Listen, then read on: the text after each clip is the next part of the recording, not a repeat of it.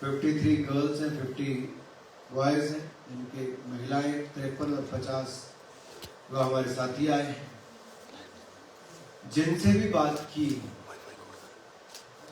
वो लद्दाख की खूबसूरती को देखकर लेके यहाँ पर इस मीटिंग को करके मॉनेस्ट्री से लेकर नदी को देखकर यहाँ के कल्चर को देखकर यही कहता है कि फिर वापस आएंगे परिवार के साथ, दोस्तों के साथ। दूसरा जो चर्चा हुई है वो बहुत सफल हुई। सभी जो हमारे टॉपिक्स हैं उस पर जब मैं कहता हूं कि बहुत सफल Y20 की प्री समिट रही तो कुछ लोगों को दर्द तो हुआ होगा। जिन्होंने लेह में Y20 की समिट से पहले भय फैलाने का प्रयास किया, भ्रम फैलाने का प्रयास किया, यहां तक कि स्टेटमेंट्स तक दे दी कि यहां पे नहीं होना चाहिए। लेह में हुआ भी और बहुत सफल Y20 की प्री समिट हुई है, मैं ऑन रिकॉर्ड कहना चाहता हूं। सभी सब्जेक्ट पर जो हमने टॉपिक चुने एक मत से यूनानिमसली चर्चा में भाग लेकर उसके आगे भी हम बढ़े और एक सही दिशा में हमारी Y20 की समिट जा रही है। और अगर मैं टॉपिक्स की बात करूं, जहां हम शेयर्ड फ्यूचर की बात करते हैं, youth in democracy and governance, तो भारत से अच्छा उदाहरण कहां होगा। दुनिया की सबसे बड़ी युवा आबादी वाला देश और युवाओं की भूमिका जैसे स्टार्टअप इकोसिस्टम से लेके एंटरप्रेन्योरशिप से लेके दुनिया भर की बड़ी कंपनीज में हमारी जो लीडरशिप मिली है।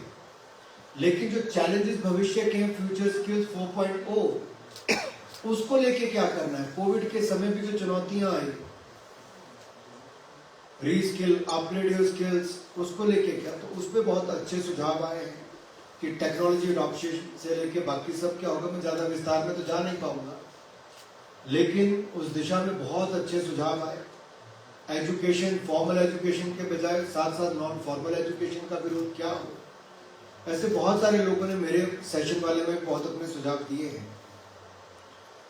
फिर जो क्लाइमेट चेंज एक चुनौती देश और दुनिया भर के लिए बनी है, तो डिजास्टर रिस्क रिडक्शन कैसे हो, making sustainable way of life कैसे हो।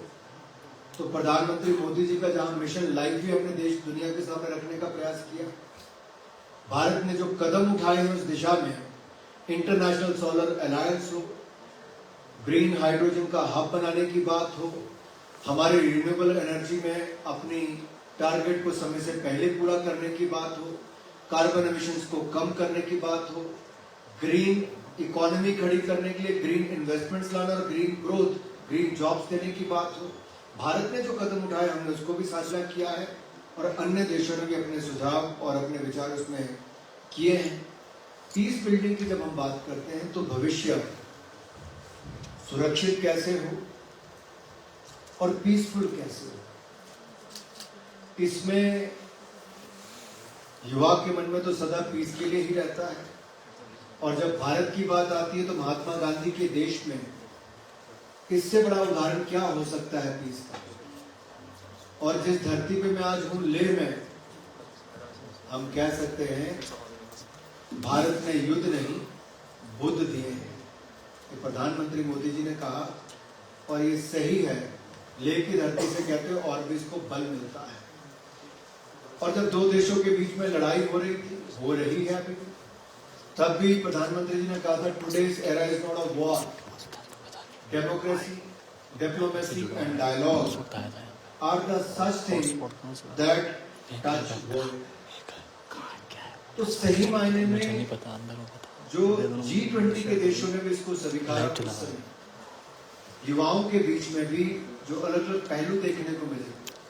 युवाओं में एक अलग सी उत्सुकता थी कि ऐसा कैसे था कि जो पहले कभी मिलिटेंट्स रहे वो Y20 की कंसल्टेशन मीटिंग में आए। तो हम इसीलिए बताना चाहते थे कि भारत की सरकार ने भी डायलॉग कैसे बना के रखा, पीस प्रोसेस के लिए सहयोग सबका कैसे मांगा, इन लोगों ने अपने हथियार कैसे डाले, उस दिशा में जहां हमने अपने विचार साझे किए हैं दुनिया भर के सुझाव भी वहां पर आए हैं।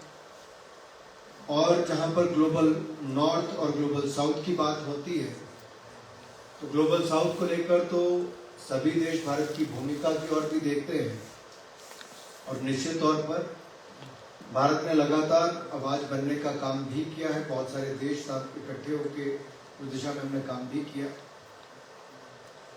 एक जो विषय था,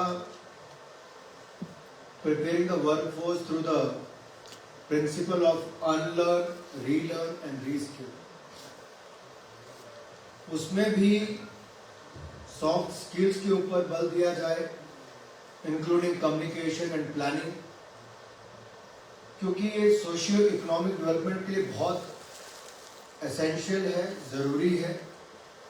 और प्लानिंग और एंटरप्रेन्योरशिप, ये जो एजुकेशन में है, ये बहुत इंपॉर्टेंट है हमारी जीडीपी की ग्रोथ के लिए। आपने देखोगे क्वेश्चन बीच में आया कि भारत में इतनी एंटरप्रेन्योरशिप स्किल कहाँ से है, तो मैंने कहा हमें तो जन्मजात ही है, या तो बॉर्न एंटरप्रेन्योर्स। और कोलैबोरेशन, फिर जब बात आई कि कोलैबोरेशन अन्य देशों के साथ कैसे हो, नई इंडस्ट्रीज, नई जॉब्स कैसे क्रिएट हो, और इनोवेशन जो होती है, कई बार देखते हैं कि पेटेंट्स और अपनी टेक्नोलॉजी को लोग साझा करने के लिए तैयार नहीं होते। तो दुनिया के हित में कोलैबोरेशन भी होनी चाहिए, शेयर्ड इनोवेशन भी होनी चाहिए, और प्रोग्रेस बहुत महत्वपूर्ण है। और इनोवेशन जो सोशल इश्यूज को लेकर है, उनको प्रायोरिटी पर रखे, उसको भी सॉल्व करने के लिए कोई ना कोई उसके हल निकलने चाहिए। और हल युवाओं के माध्यम से ही, रिसर्च के माध्यम से ही, और स्टार्टअप्स के माध्यम से ही निकल सकता है। उस दिशा में भी सुझाव आए हैं। हेल्थ वेलबींग पर मुझे खुशी इस बात की है कि लोगों ने माना कि ट्रेडिशनल मेडिसिन का भी एक बहुत बड़ा रोल हो सकता है। और कोविड के समय तो हमने देखा, योगा हो या आयुर्वेदा हो, दोनों की ही भूमिका रही। भारत में प्लांट बेस्ड ट्रेडिशनल मेडिसिन है, दुनिया के एक दो देशों में एनिमल बेस्ड ट्रेडिशनल मेडिसिन है। तो एक तरह से भारत की ट्रेडिशनल मेडिसिन, आयुष की जब मैं बात करता हूँ तो और आयुर्वेदा, यूनानी, सिद्धा, होम्योपैथी, इन सब पे बहुत बल मिला है। और दुनिया भर का WHO ने अगर कहीं किसी और सोचा ट्रेडिशनल मेडिसिन के लिए हाथ लाने के लिए, तो वो भी भारत में खोला है।